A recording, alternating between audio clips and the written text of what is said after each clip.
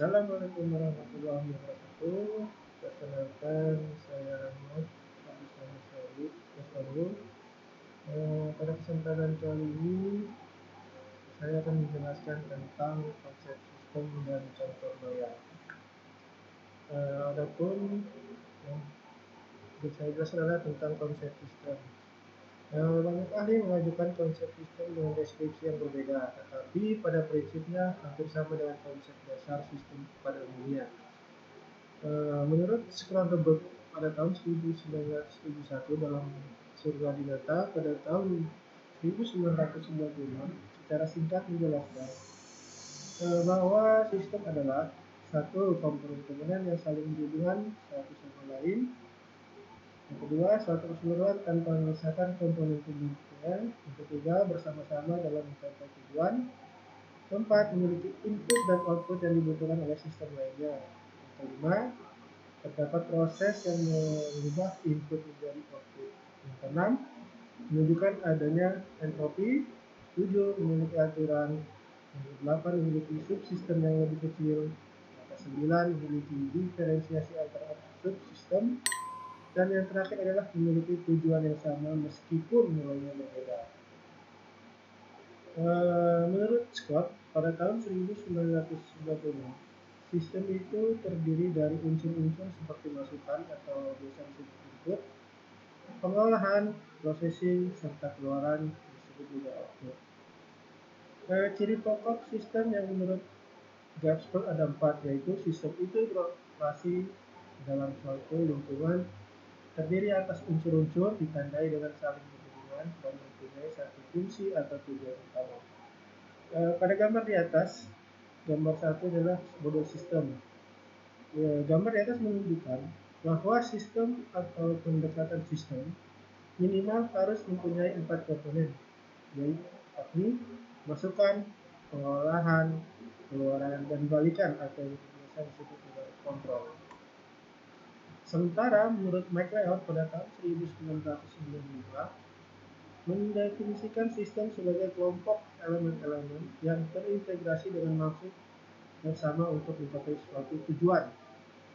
Sumber daya mengalir dari elemen output dan untuk menjamin prosesnya berjalan dengan baik, maka dihubungkan dengan mekanisme kontrol. Untuk lebih jelasnya, elemen sistem tersebut dapat digambarkan dengan model sebagai berikut. Yang pertama, tujuan itu mengatur mekanisme kontrol. Mekanisme kontrol mengatur transformasi. Di transformasi itu ada input dan juga output. Sistem, subsistem, dan supersistem. Definisi sistem berkembang sesuai dengan konteks di mana pengertian sistem itu digunakan. Berikut akan diberikan beberapa definisi sistem secara umum. Sistem adalah kumpulan dari bagian-bagian yang bekerjasama untuk mencapai tujuan yang sama. Dari tujuan itu menunjukkan sekumpulan objek-objek yang saling berrelasi dan berinteraksi serta hubungan antar objek bisa dilihat sebagai satu kesatuan yang dirancang untuk mencapai satu tujuan. Dengan demikian, secara sederhana, sistem dapat diartikan sebagai suatu kumpulan atau himpunan dari unsur atau variabel-variabel yang saling terorganisasi, saling berinteraksi, dan saling bergantung satu sama lain. Suatu sistem yang kompleks biasanya tersusun atas beberapa subsistem. Jadi, subsistem bisa dijelaskan sebagai sebuah sistem dalam sistem yang lebih besar. Subsistem itu saling berinteraksi dan saling berhubungan membentuk suatu kesatuan, sehingga tujuan atau sasaran sistem tersebut bisa dapat tercapai. Konsep subsistem dapat juga disebut konsep modular. Konsep subsistem digunakan dalam manajemen proyek dan juga digunakan dalam perancangan sistem. Pembatasan subsistem penting bagi pemeliharaan suatu sistem.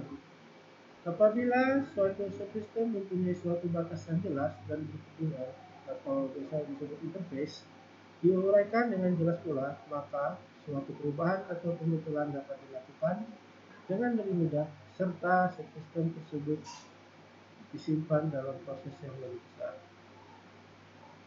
Supersistem adalah sistem yang mempunyai hubungan lebih luas dari sistem. Jika Suatu sistem menjadi bagian dari sistem lain yang lebih besar. Sistem yang lebih besar tersebut dikenal dengan sebutan super sistem. Sebagai contoh, jika pemerintah kabupaten disebut sebagai sebuah sistem, pemerintah provinsi berkedudukan sebagai super sistem. Jika ditinjau dari pemerintah pusat, pemerintah provinsi adalah subsistem dan pemerintah pusat adalah super sistem. Bisa kita lihat di bagian di samping itu ada sistem ada subsistem A, subsistem B, dan subsistem C. Serta subsistem A itu terbagi dari subsistem A1, subsistem A2, subsistem A3, subsistem A1, subsistem A2, dan subsistem A3. Penggunaan sistem. Penggunaan sistem informasi menurut tingkat manajemen berdasarkan level dalam organisasi. Informasi tidak hanya dipakai untuk kepentingan internal organisasi, tetapi juga dipakai oleh pihak eksternal. Penggunaan oleh pihak eksternal misalnya berupa informasi yang membantu pelanggan untuk mengambil keputusan membeli produk yang mana sesuai dengan keinginan dan kemampuan, seperti Customer Decision Support System atau CDSS. Pemakai internal meliputi staf operasi, manajemen tingkat bawah, hingga manajemen tingkat atas, sedangkan pengguna eksternal bisa berupa para pelanggan, para pemasok barang dan jasa, para pemegang saham, dinas-dinas, pemerintah, dan sebagainya. Supaya informasi yang dihasilkan oleh sistem informasi dan berguna bagi manajemen, maka analisis sistem harus mengetahui kebutuhan informasi yang dibutuhkan, yaitu dengan mengetahui kegiatan untuk masing-masing tingkat level manajemen dan keputusan yang diambil. Sehingga sistem adalah suatu sistem yang menyediakan kepada pengelola organisasi data maupun informasi yang berkaitan dengan pelaksanaan tugas-tugas organisasi. Selanjutnya adalah pengembangan sistem. Pengembangan sistem dapat berarti menyusun suatu sistem yang baru untuk menggantikan sistem yang lama. Jadi secara keseluruhan atau memperbaiki sistem yang telah ada. Sistem yang lama perlu diperbaiki atau diganti disebabkan karena beberapa hal. Di antaranya adalah sebagai berikut. Yang pertama adalah adanya permasalahan yang timbul di sistem yang lama, seperti ketidakberesan dan pertumbuhan dalam pertumbuhan organisasi. Untuk meraih berbagai kesempatan dengan keunggulan sistem yang dimiliki, maka besar kemungkinan mempunyai kesempatan memenangkan persaingan usaha dan lain-lain. Selanjutnya adalah adanya instruksi baik dari atas pimpinan atau dari organisasi seperti peraturan pemerintah dan lain sebagainya. Selanjutnya adalah pendekatan sistem. Di sini pendekatan sistem adalah upaya untuk melakukan pemecahan masalah yang dilakukan dengan melihat masalah yang ada secara menyeluruh dan melakukan analisis secara sistem.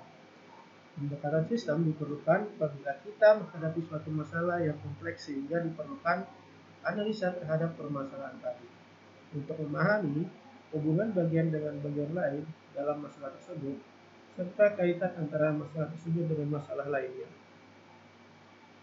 Dalam pendekatan sistem, upaya pemecahan masalah adalah secara menyeluruh dilakukan dengan analisa sistem. Ada banyak batasan tentang analisa sistem. Di antaranya adalah pertama, analisa sistem adalah proses untuk menentukan hubungan yang ada dan relevansi antara beberapa komponen subsistem dari suatu sistem yang ada. Yang kedua adalah analisis sistem adalah suatu cara kerja yang dengan dipergunakan fasilitas yang ada, dilakukan pengumpulan berbagai masalah untuk kemudian dicarikan berbagai jalan keluarnya, lengkap dengan uraian sehingga dapat membantu administrator dalam mengambil keputusan yang tepat untuk mencapai tujuan yang telah ditetapkan. Selanjutnya tentang otomatisasi kantor dan kantor maya. Asal mula otomatisasi kantor dapat ditelusuri kembali pada awal tahun 1950-an ketika IBM menciptakan istilah word processing untuk menetapkan konsep bahwa kegiatan kantor berpusat pada pengolahan kata-kata. Otomatisasi kantor pada pemecahan masalah dengan menyediakan hubungan komunikasi suatu cara sistem untuk menyesuaikan bagi seorang manajer adalah dengan memperhatikan hubungan antara berbagai peran yang dimainkan oleh manajer. Selanjutnya adalah kantor maya atau virtual office. Mempunyai arti adalah suatu konsep yang mengenalkan pekerjaan kantor yang dilaksanakan secara virtual dengan jalan membangun suatu link antara pekerja yang satu dengan yang lainnya di ketetapan yang berbeda untuk menyelesaikan pekerjaan kantor. Dan biasanya link-link ini saling berhubungan dengan memanfaatkan sistem komunikasi elektrik. Dengan memanfaatkan Visual Office, maka pekerjaan tidak perlu dilaksanakan di kantor, tetapi cukup di rumah atau di lokasi tertentu. Kantor virtual merupakan implementasi dari upaya otomatisasi perkantoran Office atau biasa disebut Office Automation yang mempunyai tujuan untuk membantu karyawan meningkatkan produktivitas mereka. Keberadaan kantor virtual menyebabkan seorang karyawan dapat datang dan pergi atau bisa disebut commute ke kantor secara cepat karena sebetulnya kedatangan dan kepergian karyawan tersebut berlangsung secara virtual, tidak secara fisik hadir di lingkungan kantor. Sistem informasi teknologi dibutuhkan dalam manajemen perkantoran modern dalam menjalankan aktivitasnya, yaitu untuk mencatat segala transaksi yang terjadi dalam kegiatan perkantoran tersebut. Selain itu, juga untuk mengolah data transaksi tersebut hingga menjadi informasi yang menjadi berguna dalam bentuk laporan. Dari waktu ke waktu informasi mengalami pengembangan yang sangat cepat seiring dengan perkembangan ilmu teknologi informasi. Dengan berkembangnya teknologi informasi, maka para pengguna informasi semakin mudah memperoleh informasi sesuai dengan kebutuhan. Namun, perkembangan tersebut harus diimbangi dengan perkembangan sumber daya manusia dan didukung dengan media atau sarana informasi yang memadai. Ada 3 komponen utama teknologi informasi, yaitu komputer, mikroelektrik, dan telekomunikasi. Di sini komputer adalah mesin elektronik yang mampu untuk membuat kalkulasi dengan kapasitas yang besar dan cepat. Mikroelektrik adalah rancangan, bangun atau desain, penerapan, dan produksi dari peralatan elektronik yang berukuran sangat kecil, terdiri atas komponen-komponen yang rumit.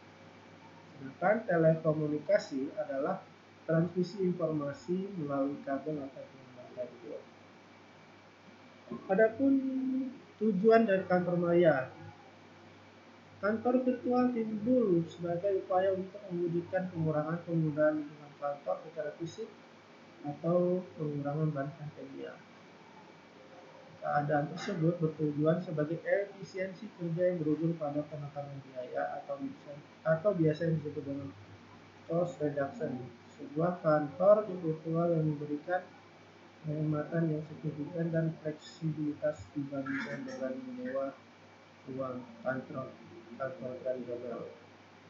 Kantor virtual merupakan implementasi dari upaya otomatisasi perkantoran atau biasa disebut dengan Office Automation yang bertujuan membantu karyawan untuk meningkatkan produktivitas kerja mereka. Untuk perusahaan skala kecil dan menengah, menggunakan kantor virtual tidak sama dengan pengurangan karyawan. Dalam hal pengurangan kantor secara fisik, maka yang dikurangi adalah bibit fisik kantor berupa ruangan, meja kursi, maupun lemari arsip. Sebagai gantinya, karyawan tetap dapat bekerja melalui kantor virtual. Keberadaan kantor virtual bagi seorang karyawan dapat datang kantor secara cepat karena sebetulnya kedatangan di pekerjaan karyawan tersebut berlangsung secara virtual, tidak secara fisik datang dan hadir di lingkungan kantor. Selanjutnya, mewujudkan suatu kantor virtual berarti mempersiapkan infrastruktur otomatisasi perkantoran. Dilakukan definisi ulang atau biasa disebut redefine proses kerja kantor serta mempersiapkan kondisi karyawan untuk bekerja melalui kantor virtual. Definisi ulang proses kerja dan persiapan kondisi karyawan tentunya akan melibatkan proses manajemen yang cukup kompleks, terlebih bagi perusahaan yang selama ini beroperasi dengan cara tradisional.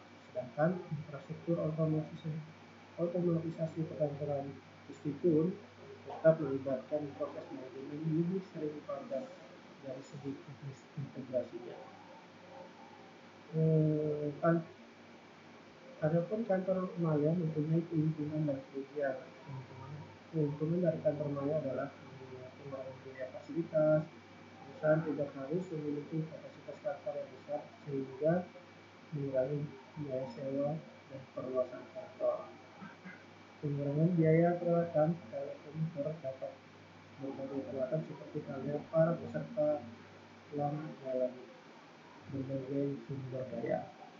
Jaringan komunikasi formal menempatkan perhatian pada kebutuhan telekommuter dan berpotensi menghasilkan komunikasi yang lebih baik daripada jika semua pegawai bekerja di lokasi yang tetap. Pengurangan jam kerja dengan kantor maya keadaan cuaca tetap mempengaruhi kegiatan transportasi kerja. Kontribusi sosial kantor maya memungkinkan perusahaan mempekerjakan pegawai yang tidak memiliki peluang kerja di luar tempat tinggalnya. Dan kerugian dari kantor maya adalah rasa tidak memiliki, kurangnya kontak langsung antara pegawai, membuat berkurangnya perasaan menjadi bagian penting dari suatu organisasi. Dapat kehilangan pekerjaan, kurangnya rasa keterkaitan dengan profesional perusahaan, maka pegawai merasa mudah untuk dilepaskan atau dipecat. Semangatnya kerja yang rendah, tidak adanya interaksi berupa umpan balik secara langsung dari rekan maupun atasan. Kemudian biasanya gaji dan telekommuter lebih rendah, maka akan mempengaruhi semangat kerja. Selanjutnya adalah ketegangan keluarga. Ketegangan keluarga akan berpengaruh pada kinerja para telekommuter. Dan selanjutnya adalah dari keuntungan perusahaan hanya satu yang bisa langsung dirasakan pegawai, tetapi dari kerugiannya semua merupakan kerugian pegawai. Pada kesempatan ini kajian empiris yang kita ambil adalah sistem informasi elektronik office sebagai pendukung program paperless korespondensi perkantoran. Studi kasusnya adalah bagian administrasi akademik komunitas pada perusahaan semen Indonesia. Pendahuluannya adalah electronic office atau e-office adalah suatu sistem yang berhubungan dengan administrasi yang secara maya memusatkan komponen-komponen sebuah organisasi, di mana data informasi dan komunikasi dibuat melalui media telekomunikasi. Bagian administrasi akademik memiliki peranan dalam melayani kegiatan yang berkaitan dengan administrasi perkantoran seperti pengolahan surat dan pengarsipan dokumen-dokumen penting. Pengolahan surat masih menggunakan sistem komputerisasi sederhana seperti Microsoft Excel, seperti aktivitas mengolah data surat masuk dan keluar yang masih dalam bentuk kertas, sehingga memungkinkan rusak atau hilangnya dokumen tersebut. Dan penggunaan kertas dapat menambah biaya pengeluaran untuk pemakaian yang berlebihan. Mekanisme paperless memiliki manfaat yang dapat dirasakan bagian administrasi akademik. Di antaranya adalah efisien dalam penggunaan waktu, efisien terhadap biaya, meminimalisasi penggemukan prosedur, manajemen kerja yang lebih baik, mempermudah dalam pengorganisasian kerja, dan citra institusi yang lebih baik, serta meningkatkan efisiensi pekerjaan di lingkungan akademik komunitas dan Gresik atau dalam kurung aksi. Tujuan penelitian ini adalah merancang electronic office dan mengimplementasikan electronic office serta aplikasi dari penerapan electronic office sehingga meminimalisasi tenaga dalam pendistribusian dokumen, mengurangi kebutuhan alat tulis kantor, database penyimpanan yang lebih baik dan terstruktur agar pencarian dokumen yang dapat lebih cepat serta tidak memerlukan ruang tambahan. Jadi, waktunya tentang pembahasan. Perancangan aplikasi elektronik office. Sebelum melakukan pembangunan aplikasi elektronik office, tahapan awal yang dilakukan adalah membuat rancangan sistem. Tahap penyusunan rancangan dilakukan meliputi penyusunan analisa kebutuhan pengguna dan penyusunan analisa kebutuhan minimum sistem buka-tutup. Perancangan aplikasi elektronik office. Proses bisnis pelaksanaan kegiatan elektronik office berdasarkan peraturan akademik tahun 2015 tentang pedoman tata persuratan di lingkungan akademik komunikasi Indonesia Gresik. Pelaksanaan alur surat masuk yang dilakukan dalam pelaksanaan yang terjadi. Terdapat surat masuk diterima oleh penerima lalu diarahkan, mengarah dan dicatat pelaksana. Selanjutnya surat tersebut ditindaklanjuti oleh pengarah. Jadi proses tindak lanjut dilakukan oleh pengarah, yakni pelaku-pelaku yang akan berhubungan dalam sistem tersebut seperti gambar di bawah. Menerima, berikan ke pengarah, dan pengarah memberikan ke pencatat. Aspek fungsional bisa dilihat pada gambar sini. Terdapat pada gambar yaitu surat, mencatat dan scan, penjabat memeriksa dan melakukan disposisi. Jadi dalam hal ini fungsionalnya adalah terdapat 3 user dalam aplikasi, yakni user admin, user wadir, dan user kaprodi. Selanjutnya adalah user BAAK. BAAK dalam aplikasi tersebut merupakan staf umum yang menerima surat masuk dan kemudian melakukan input ke dalam aplikasi tersebut. Adapun fitur dari aplikasi tersebut yang didapat diakses oleh admin, yakni melakukan input surat masuk ke dalam aplikasi, melakukan input surat keluar ke dalam aplikasi, mengetahui surat yang telah diproses, mengetahui surat yang belum diproses, dan terakhir melakukan pengubahan terhadap password aktif. Sedangkan user direktur adalah direktur, yakni user yang akan menindaklanjuti surat yang telah diinput oleh BAAK. Tindak lanjut merupakan disposisi surat langsung ke bagian atau surat tersebut dilakukan ke wakil direktur. Berikut ini adalah fitur yang dapat dilakukan oleh direktur.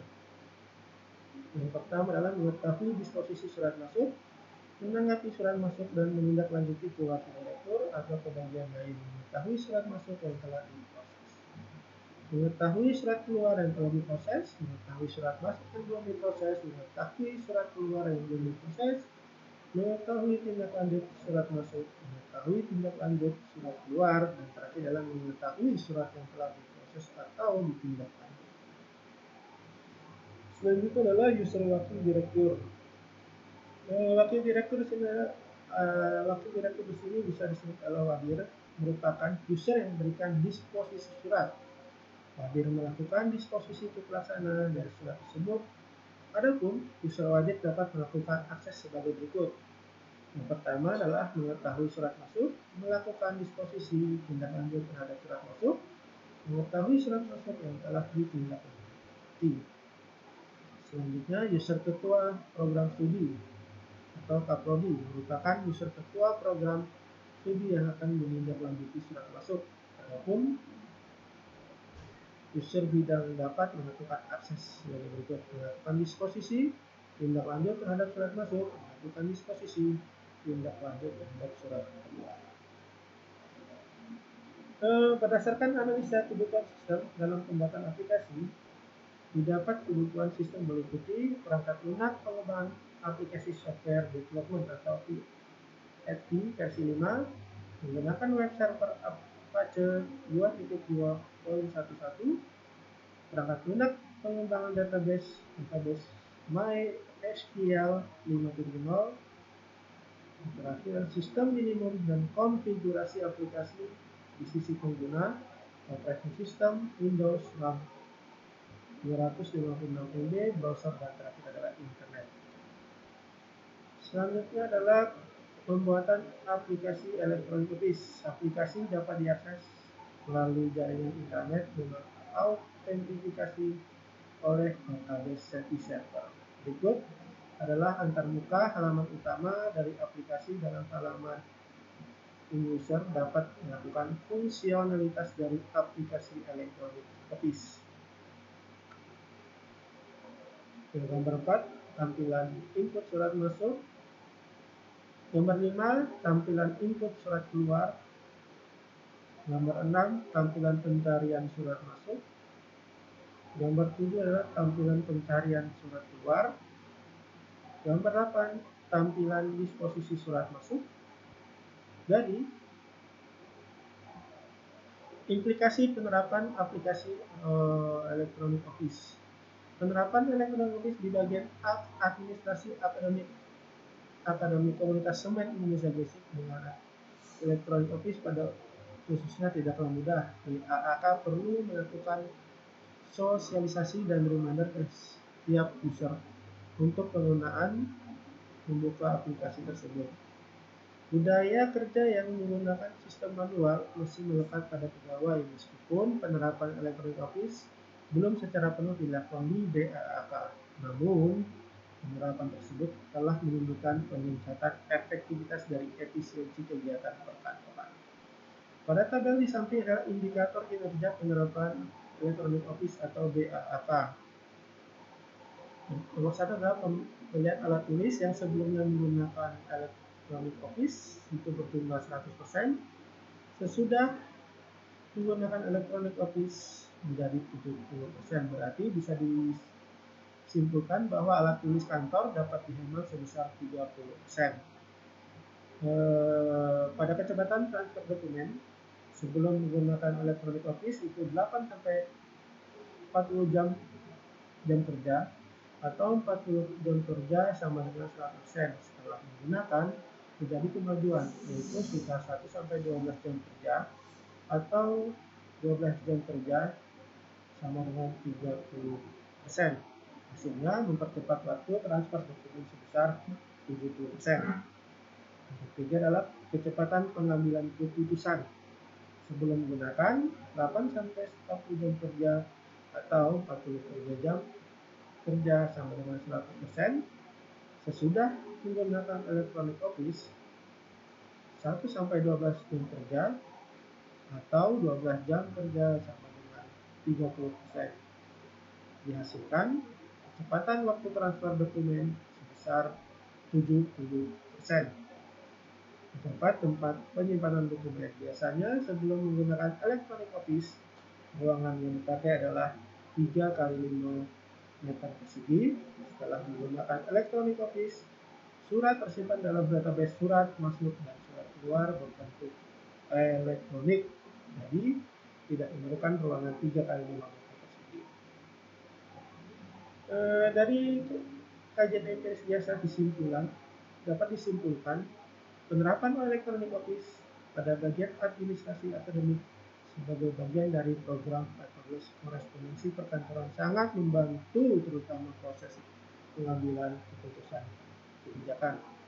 Berdasarkan hasil penelitian dari penerapan elektronik office yang telah dilakukan, bagian administrasi akademik memberikan dampak terhadap pertama, distribusi surat masuk dan surat keluar lebih cepat sehingga disposisi surat dapat langsung ditindaklanjuti. Yang kedua, ATK atau alat tulis kantor dan sarana fisik penyimpanan dokumen yang digunakan berkurang. Yang ketiga, database administrasi surat masuk dan surat keluar dilakukan secara online. Database tersebut dapat membantu proses input, update dengan mudah, serta proses pencarian surat masuk dan surat keluar dilakukan dengan sangat cepat. Sekian presentasi dari saya. Kurang lebihnya mohon maaf. Wabillahi taufiq wal hidayah. Assalamualaikum warahmatullahi wabarakatuh.